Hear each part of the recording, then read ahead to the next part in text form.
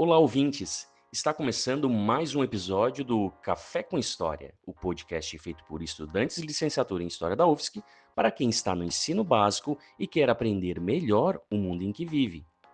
Hoje o nosso tema é um escritor e pensador africano muito importante, o Wole Soyinka. Vamos falar sobre quem foi ele, o contexto em que ele viveu e como ele ajuda a pensar a cultura e o mundo africano do século XX. E aí, pessoal, tudo bem? Aqui quem fala é o Felipe. Eu sou estudante de licenciatura em História na UFSC e eu me interesso principalmente por História da África e colonialismo. O Wole Soyinka nasceu em 1934, na cidade de Abeokuta, na Nigéria. Ele pertence ao povo Yorubá, um dos principais povos da África Ocidental, com uma forte tradição religiosa, filosófica e artística. Na infância, Soyinka cresceu num ambiente de encontro entre culturas. De um lado, as tradições iorubás, de outro, a presença britânica por causa do colonialismo. Isso marcou muito o jeito como ele passou a pensar o mundo.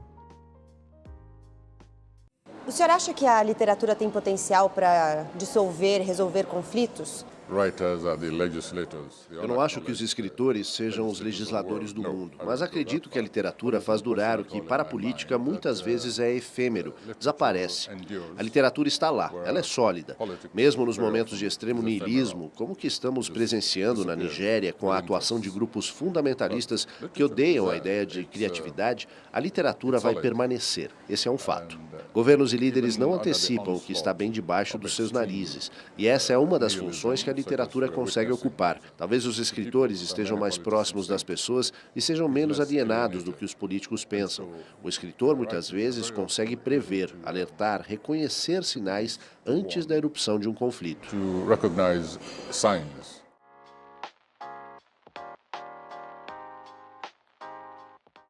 Na juventude, ele estudou na Universidade de Ibadan, na Nigéria, uma das primeiras universidades modernas da África, e depois para a Universidade de Leeds, na Inglaterra. Lá, teve contato intenso com o teatro europeu, com autores como Shakespeare e os dramaturgos modernos. Ele se tornou escritor, dramaturgo, poeta, ensaísta e professor universitário. Em 1986, recebeu o Prêmio Nobel de Literatura, sendo o primeiro escritor africano negro a ganhar esse prêmio. Isso foi um marco, porque colocou a literatura africana no centro da cena mundial. Politicamente, Soyinka viveu o período das independências africanas, e depois, o surgimento de regimes militares na Nigéria. Ele criticou tanto o colonialismo quanto as ditaduras africanas que vieram depois, mostrando que a libertação política não podia significar só trocar o dominador europeu por um governo autoritário local. Por se posicionar contra esses regimes, Soyinka foi vigiado, censurado e chegou a ser preso e mantido em isolamento, mostrando que suas ideias não eram só teoria, tinham consequências concretas na sua vida.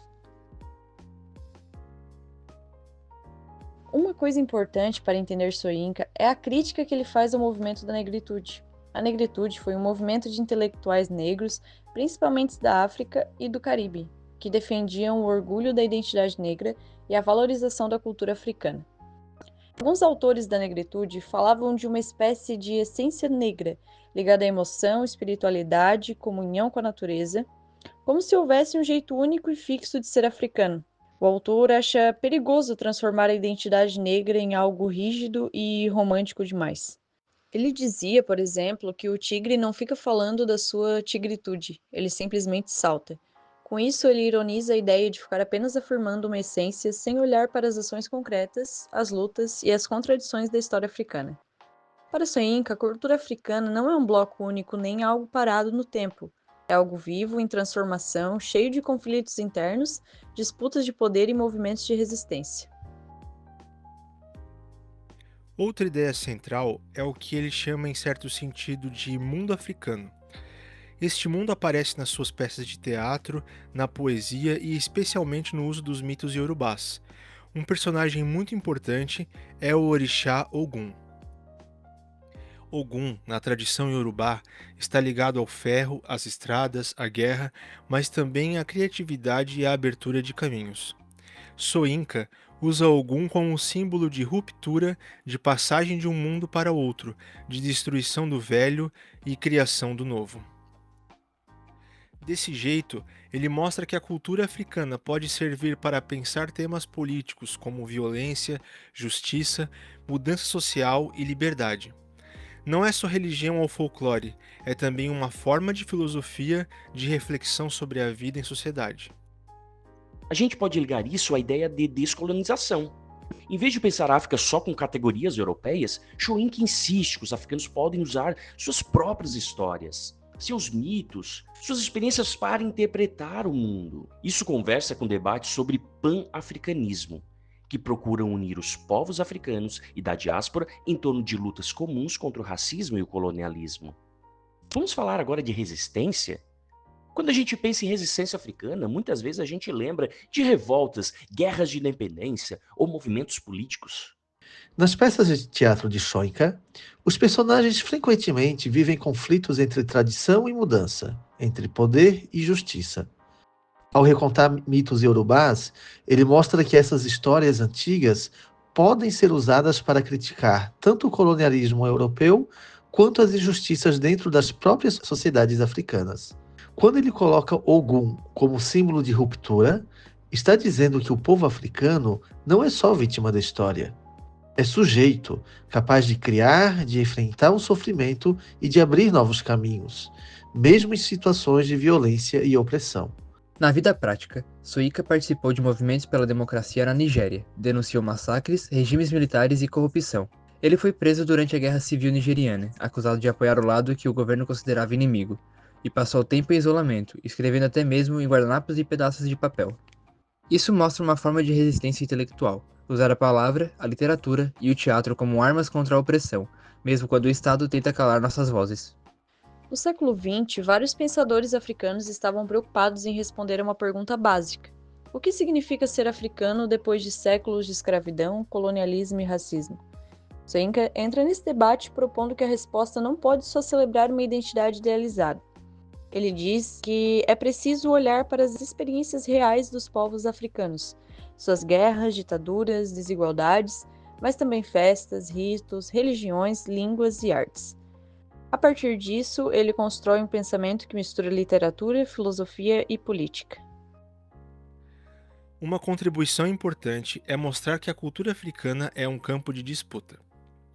Não é algo inocente. Quem controla os símbolos, as narrativas, os mitos e as memórias também influencia quem tem poder na sociedade. Quando Soyinka reescreve mitos e cria peças de teatro que falam de culpa, sacrifício, violência e redenção, ele está ao mesmo tempo refletindo sobre temas universais e sobre problemas muito concretos do continente africano. Assim, ele amplia o que a gente entende por pensamento africano. Não é só tratado filosófico acadêmico, pode ser também teatro, poesia, romance e mito usados de forma crítica. Para fechar, vamos pensar por que Soyinka ainda importa hoje, especialmente para quem está na escola básica no Brasil. No Brasil, onde a maior parte da população tem origem africana, conhecer pensadores como Soyinka é fundamental para que os estudantes negros se vejam como produtores de conhecimento, não só como tema de estudo. Isso se conecta diretamente com as leis que obrigam o ensino de história da África e da cultura afro-brasileira. Além disso, o modo como ele usa os mitos, teatro e literatura para falar de política pode inspirar a escola a trabalhar história e filosofia de maneira mais criativa, usando peças, dramatizações, contação de histórias e produções dos próprios alunos. Quando a gente lê ou escuta Soyinka, a pergunta que fica é: como nós hoje podemos usar a nossa cultura, a nossa arte e a nossa história para resistir ao racismo, ao autoritarismo e à desigualdade? Ele lembra que o colonialismo não acabou totalmente. Muita coisa continua na forma de racismo, desigualdade e desvalorização das culturas negras.